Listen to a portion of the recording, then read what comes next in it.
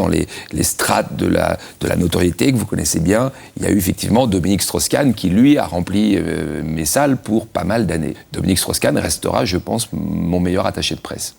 Pas mal. Oui. Peu de gens peuvent surtout se payer. Surtout que ça m'a rien coûté. Bonsoir Stéphane Guillon. Bonsoir, c'est très bien. Oui. C'est très bien, bravo. Merci beaucoup. Ah, vous avez bien travaillé.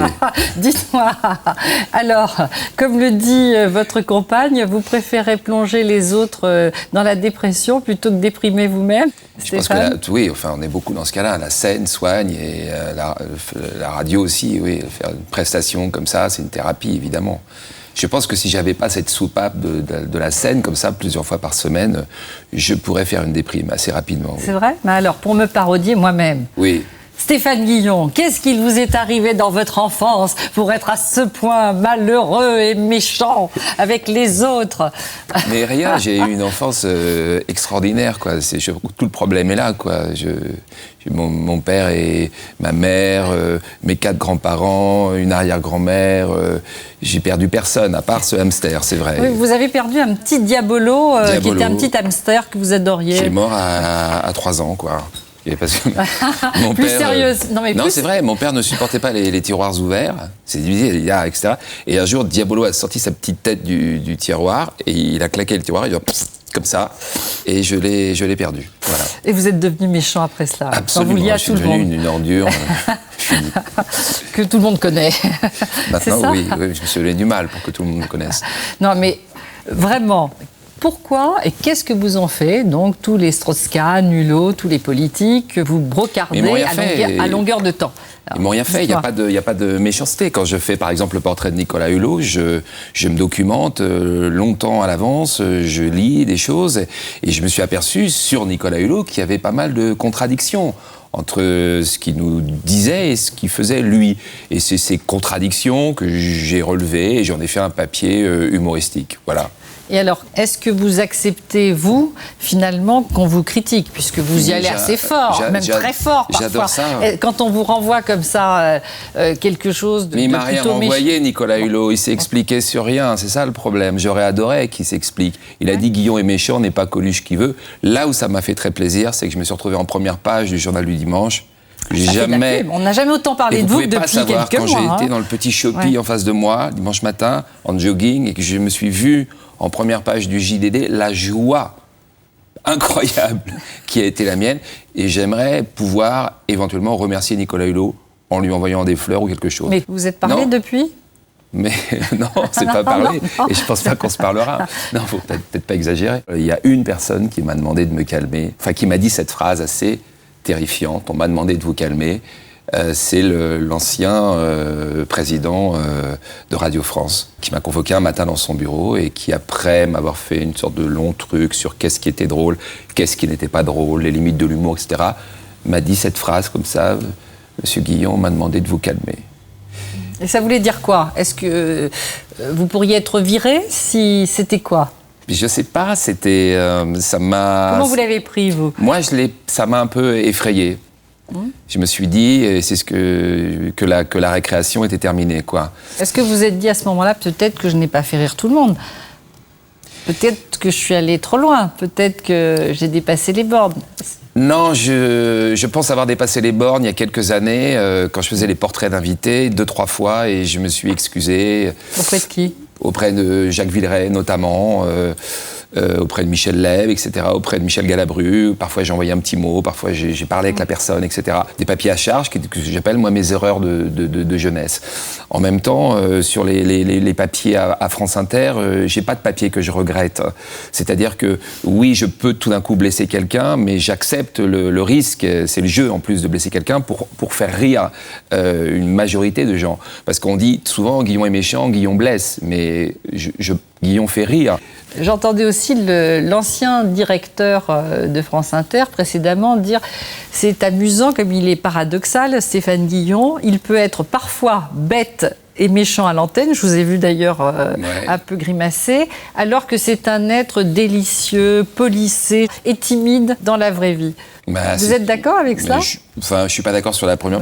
J'ai pas l'exemple où j'étais bête et méchant et à charge, mais bon, c'est son avis.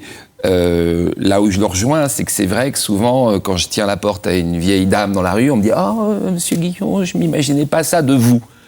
Alors, pour moi, c'est incroyable. C'est-à-dire que c'est comme quelqu'un qui joue une ordure au cinéma, c'est la même chose. Alors, il joue un salaud au cinéma, il rentre chez lui, il tape sa femme et ses enfants. C'est-à-dire que souvent, les gens sont surpris. C'est un exercice de style. Donc, il y a une dichotomie. Je pense, je vais vous dire, hein, c'est peut-être pas très modeste, mais je pense que si j'avais un fond de méchanceté, en moi, je ne pourrais absolument pas faire cet exercice. C'est pour ça que ça m'énerve quand on dit Guillon est méchant. Parce que, point final, si j'étais quelqu'un qui se lève le matin en disant « Tiens, dis donc chérie, ça me ferait jouir de pouvoir dézinguer quelqu'un, qui je pourrais dézinguer aujourd'hui ?» Ça ne marcherait pas, ça ferait longtemps qu'on aurait tourné la page. Est-ce que vous êtes plutôt quelqu'un de fragile et de tendre, mon cher Stéphane? Ça ne se voit pas, ma chère Mireille. Alors, dans les paradoxes, ce qui est vrai, c'est que vous êtes né, vous, dans une famille plutôt bourgeoise, même bourgeoise, hein, de Neuilly. De Neuilly, mère, comme Nicolas Sarkozy. Voilà, ça fait au moins un point commun. Oui. Donc, mère qui tient une galerie de peinture, un père conseiller patrimonial. Vos parents, plutôt clients de cet humour? Oui, j'ai l'impression que ma mère, parfois, elle trouve que je vais un peu loin. Elle a peut-être un petit peu peur pour moi. J'ai senti 2-3 fois se dire « Oula, mon fils, quand même, il faut qu'il fasse attention. » Alors, votre sœur disait, vous vouliez être vedette tout petit. Oui, mais ma sœur... Quoi, votre sœur? Ma sœur dit ça. Ah, vous l'avez entendu, elle dit ça dans le... Non, oui. Bien sûr, dans le reportage. Oui, c'est vrai que ma sœur dit ça. Non, c'est parce que je la faisais rire, quoi. Non, j'ai toujours adoré faire rire les autres. Oui, donc... C'est ce qui a un petit peu bousillé ma scolarité. C'est-à-dire que pour faire rire une salle de classe, j'étais prêt absolument à tout. Parce que je n'ai rien fait jusqu'à 16 ans. Et quand je suis rentré dans mon premier cours de théâtre, je me suis mis à lire et à apprendre des textes classiques comme un fou. Et vous avez galéré pendant combien de temps? J'ai galéré... Pendant 20 ans, presque? Ouais, presque, même plus. En fait, ouais. le succès Parce que j'ai commencé sur le tas. super jeune. J'ai commencé à 17 ans. J'ai fait des films inoubliables. On s'en fout, nous, on s'aime. Et vous ressentez d'abord un humoriste avant d'être un comédien? Non, je me sens comédien. Moi, j'adorerais jouer les classiques. C'est mon fantasme absolu. Je lance un appel chez vous, s'il vous plaît. Je voudrais jouer Néron dans Britannicus de Jean Racine, si quelqu'un de la comédie française nous écoute. Alors, est-ce que vous êtes devenu ce que vous appelez un dark vanneur? C'est-à-dire un vanneur, pour traduire, noir, sombre, justement parce que c'était difficile? Parce que vous avez fait beaucoup de salles vides au début, non? C'était dur. J'étais le spécialiste des salles vides. C'est vraiment quelque chose que je revendique absolument. Moi, ça a démarré quand j'ai fait les portraits à Canal+. Tout d'un coup, il y a eu un engouement à quelque chose. Et après, dans les strates de la notoriété que vous connaissez bien, il y a eu effectivement Dominique Strauss-Kahn qui, lui, a rempli mes salles pour pas mal d'années. Dominique Strauss-Kahn restera, je pense, mon meilleur attaché de presse. Pas mal. Oui. Peu de gens peuvent surtout se payer. Surtout que ça m'a rien coûté. Alors, la plupart de vos sketchs, vous les écrivez avec votre femme, Muriel Cousin? J'écris, oui. J'écris d'abord seul et après je réécris avec elle. Alors, en tout cas, pas d'usure du couple, avec 7 enfants à une famille, vous deux. C'est une famille recomposée. Alors, moi qui vous voyais... C'est vachement bien. Mais oui, la SNCF nous donne de l'argent quand on prend le train.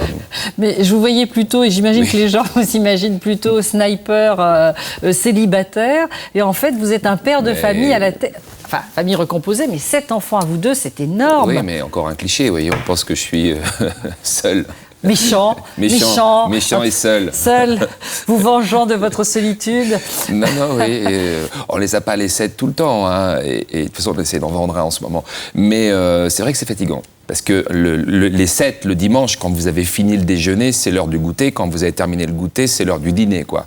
C'est les 3-8. Hein. Et comment vous faites d'ailleurs pour écrire vos chroniques le lendemain? J'écris dans la cuisine le dimanche. Et j'ai des lundis matins très durs, quoi. Parce que, j'ai des week-ends très durs. C'est là où ça tape le plus, c'est le lundi matin, parce que vraiment, les enfants ont été épouvantables. Oui.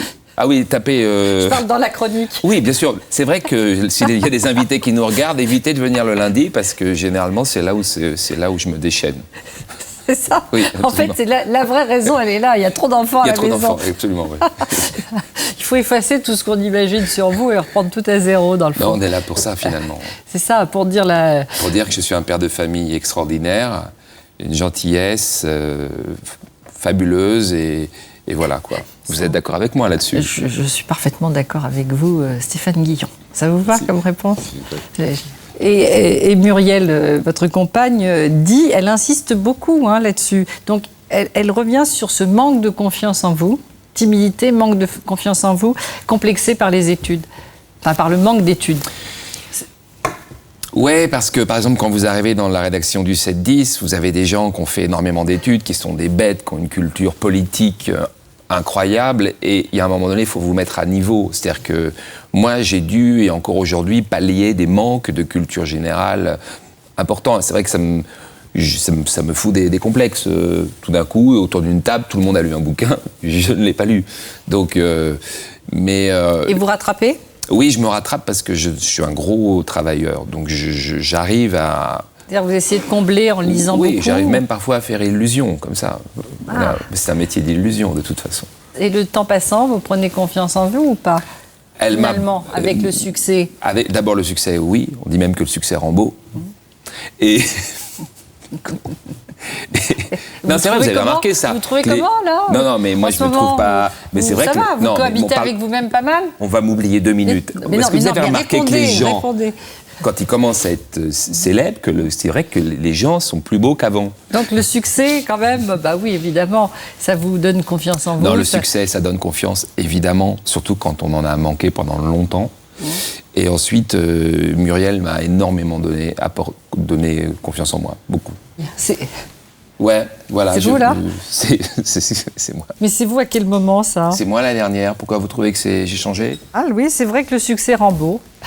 Vous faites du Stéphane Guillon, vous. Qu'est-ce qui vous arrive ? Voilà. La douceur même, Mireille Dumas. Il faut vraiment qu'on Stéphane Guillon sort de ce corps. Vous voulez pas qu'on change on va changer tout à l'heure. On va inverser. Enfin, vous pouvez rester là et me poser des questions, c'est pareil.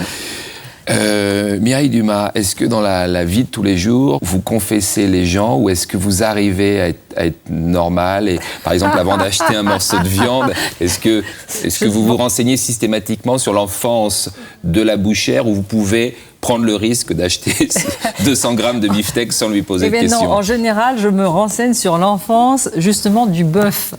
C'est ça qui m'intéresse. C'est ça qui vous intéresse. Bah oui, évidemment. Pour ne rien manquer sur ma chaîne Ina Mireille Dumas, abonnez-vous et activez la cloche.